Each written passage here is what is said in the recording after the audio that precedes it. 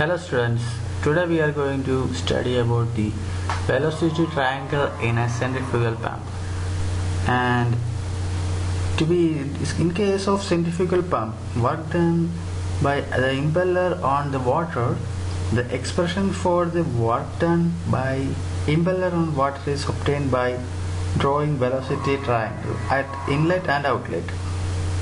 I will show how to draw the velocity triangle at inlet and outlet, and before that we have to study the different values.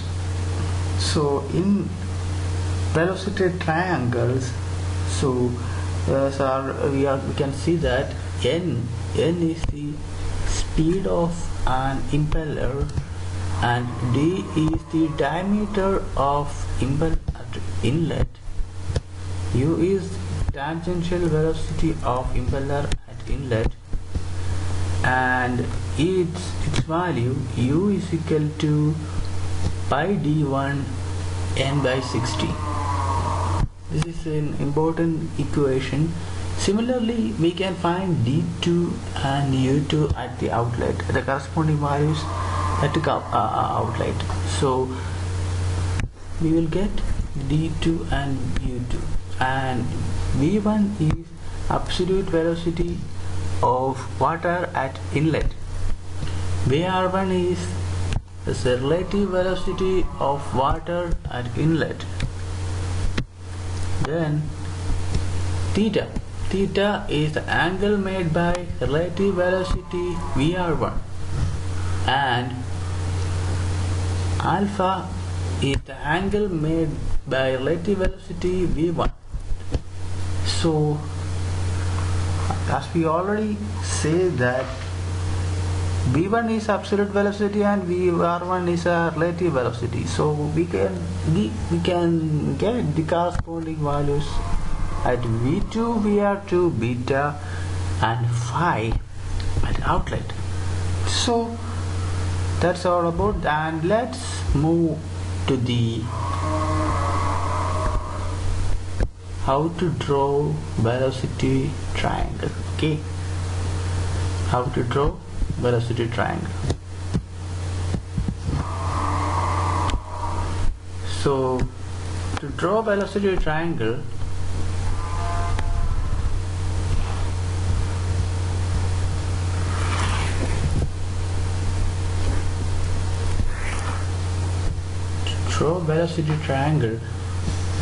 you should have to draw a curve like this. Okay, and just put back to where it is start and give them small areas, some sequentially divided areas. So just put a vertical line on the below and then draw a triangle. That's what it is. Velocity triangle is just nothing but the combination of velocity where it shows in terms of triangle. Alright, we should write a triangle at the above. Okay, you can practice it. It is very easy to draw. So this is the angle theta, this is the angle alpha, this is the angle phi, this is the angle beta, and we can go to the values. So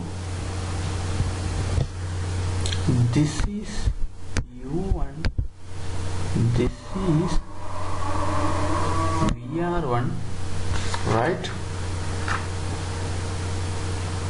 This is vr1 and this is vf1, or is equal to v1. I will show how to form equations from this velocity triangle after drawing this velocity triangle. Okay, so in this velocity triangle, okay, this is the value of u2 and this is dw2.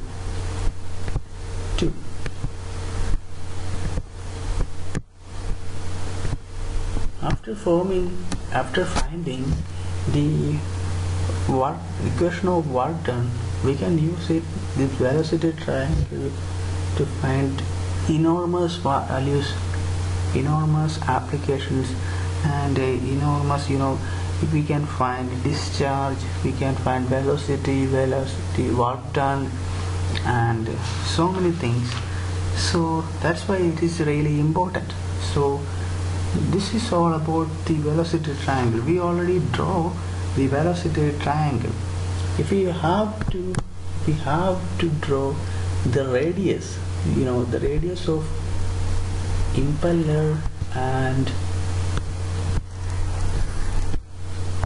radius of impeller, we can draw very simply by combining this thing to this is the R2, and here the first thing is R1. So that's it. This is the velocity triangle. So let's form the equations, the important equations. So keep in mind this picture, okay? Keep in mind this picture on your, alright, you can draw this picture on your book or rough book. So in the below you can see that there is an angle theta, okay? We can find, we already says that we will, in this problem will get the diameter d1, okay? So we can find what the velocity u1 is equal to pi d1 n by 60. So we will get u1, and if we have vf1 in the question, we can find angle theta by giving find tan theta is equal to opposite side, that is vf1 by u1. So theta is equal to tan inverse of vf1 by u1. Okay, that's all about the below part. In the upper part we can see that the angle phi is in between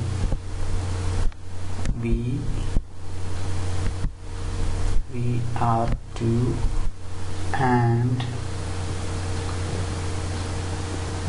U2 minus VW2, and this is VF2 and this is V2.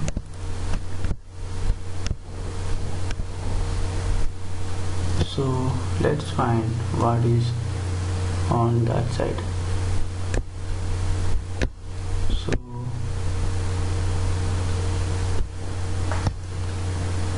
if in the upper D2 is given some value, we can find U2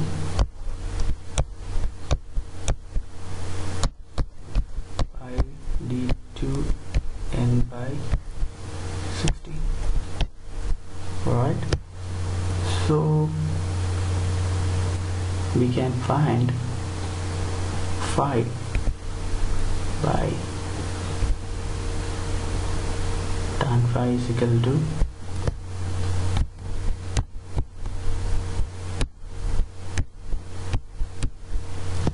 what is that? Tan phi is equal to opposite side by adjacent side. So opposite side is VF1, sorry, VF2 divided by adjacent side U2 minus VW2. Alright, so that's it. That's all about the velocity triangle, and so I hope you can understand this thing, and I will soon come back with the interesting questions and important questions, so that you can easily score marks on your paper hydraulic machines. Alright, for centrifugal pump is a very important topic. So bye now, and we will say later.